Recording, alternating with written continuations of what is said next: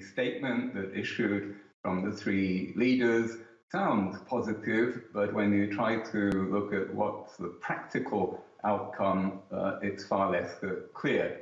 On the crucial point, what to do about the terrorist groups, the three are in agreement that it's crucial that these terrorist groups, the Al-Qaeda affiliated groups, ISIS, that they should be separated from the other groups which are willing to abide by a ceasefire and ultimately to reconcile, to negotiate with the government.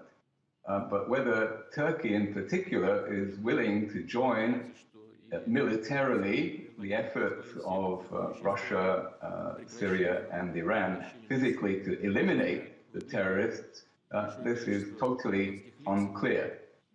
Indeed, the way I read it is that Turkey has been trying to buy time, possibly wanting to see what the next US moves are.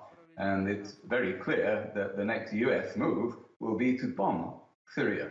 Every day brings a new threat from the United States that it claims to be seeing evidence that a chemical weapons incident is in the making. It is threatening on almost an hourly basis. So who can blame Turkey for adopting a wait-and-see attitude?